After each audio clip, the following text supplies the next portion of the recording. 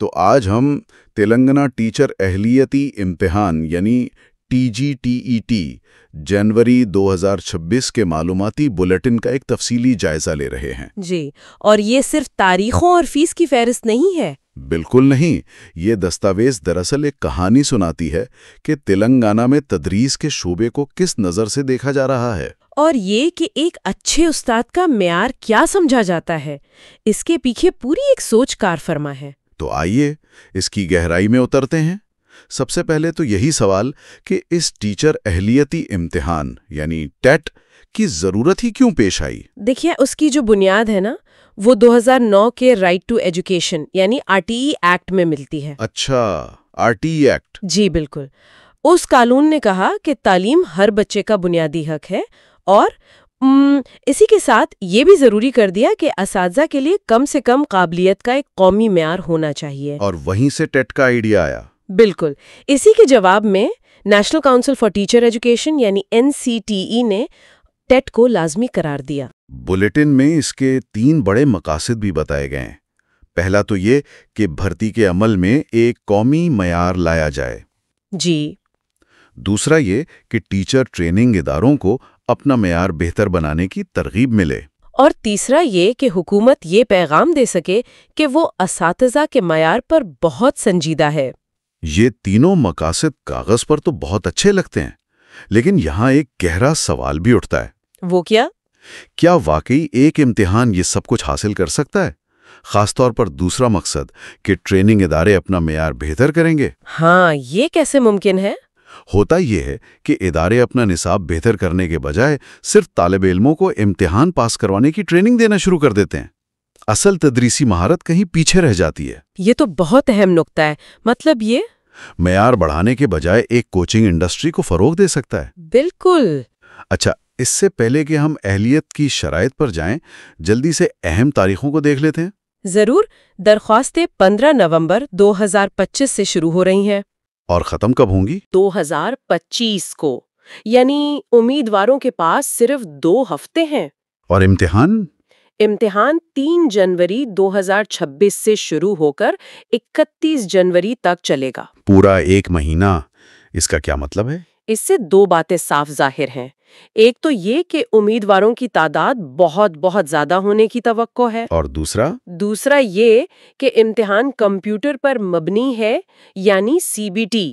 اسی وجہ سے اسے مختلف شفٹوں اور دنوں میں منعقد کرنا پڑتا ہے۔ درخواست دینے کا طریقہ بھی تھوڑا سا پیچیدہ لگ رہا ہے۔ جی، پہلے فیس آن لائن ادا کرنی ہے، جس کے بعد ایک جرنل نمبر ملتا ہے، اور پھر اس نمبر کو استعمال کر کے فارم مکمل کرنا ہوتا ہے۔ اور یہیں پر اکثر امیدوار غلطی کر جاتے ہیں۔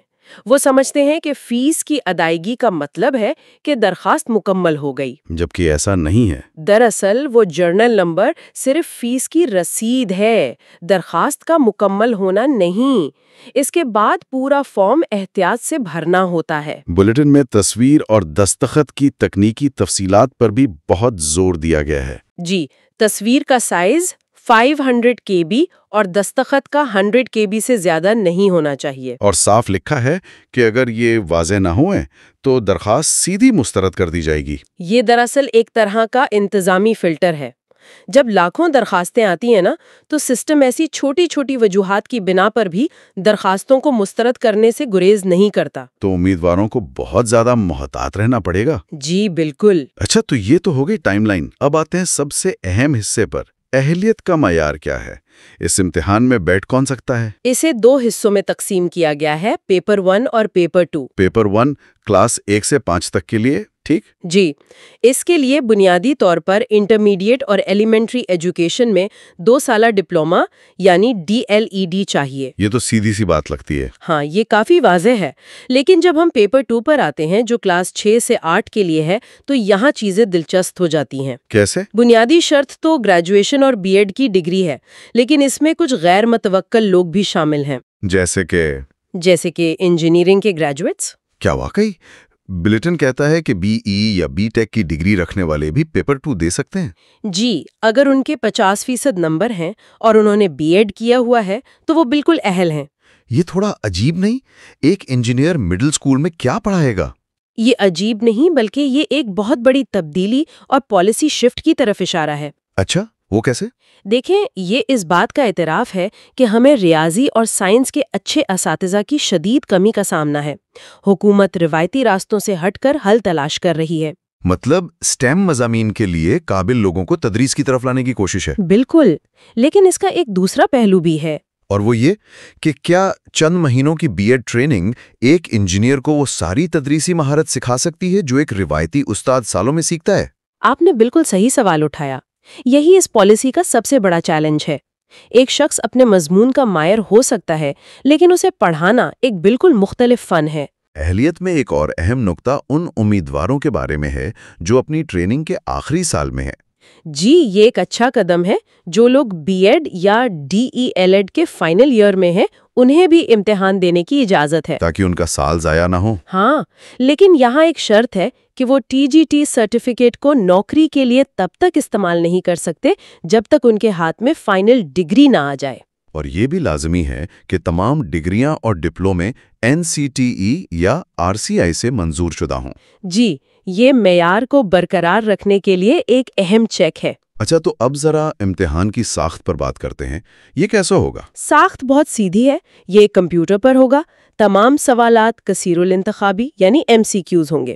ہر سوال کا ایک نمبر؟ جی، اور ہر سوال کے 4 ممکنہ جوابات ہوں گے۔ اور امیدواروں کے لیے سب سے بڑی خوشخبری شاید یہ ہے کہ اس میں کوئی نیگیٹو مارکنگ نہیں ہے۔ ہاں، یہ امیدواروں کے لیے ایک طرح کی نفسیاتی راحت ہے۔ تو کیا اس سے تکے بازی کو فروغ نہیں ملے گا؟ ایک سطح پر ہاں، لیکن اس کا ایک اور پہلو بھی ہے۔ نیگیٹو مارکنگ نہ ہونے سے امیدوار زیادہ سوالات حل کرنے کی کوشش کرتے ہیں۔ اچھا، اس سے ان کے علم کی وسعت کا بہتر اندازہ ہوتا ہے، بجائے اس کے کہ وہ غلطی کے ڈر سے سوال ہی چھوڑ دے۔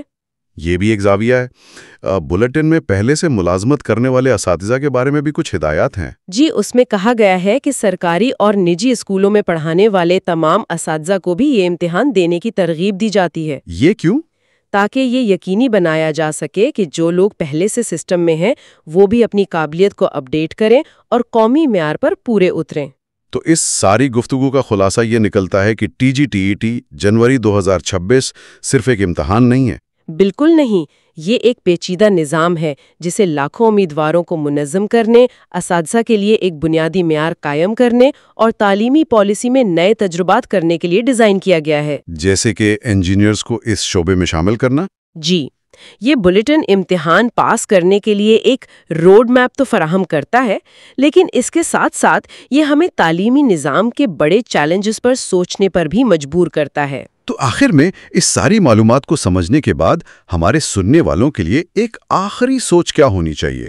ہم نے اس پر بات کی کہ امتحان پاس کرنے کے لیے کیا تکنیکی اور تعلیمی قابلیت چاہیے، لیکن ایک سوچنے کی بات یہ ہے کہ ایک معیاری امتحان پاس کرنا اور ایک مؤثر، ہمدرد اور قابل استاد بننا، کیا یہ دونوں ایک ہی چیز ہیں؟ بہت گہرا سوال ہے۔ یہ ٹیسٹ امیدوار کے علم کو پرکھ سکتا ہے، لیکن اس کی ہمدردی، اس کے صبر، بچوں سے جڑنے کی صلاحیت کو کیسے پرکھے گا؟ یہ تو ممکن ہی نہیں۔ تو یہ ٹیسٹ اہلیت کا ایک پیمانہ ضرور ہے، لیکن کلاس روم میں حقیقی کامیابی کا انحصار ان صلاحیتوں پر ہوتا ہے جنہیں شاید کوئی بھی MCQ ٹیسٹ کبھی نہیں پرکھ سکتا۔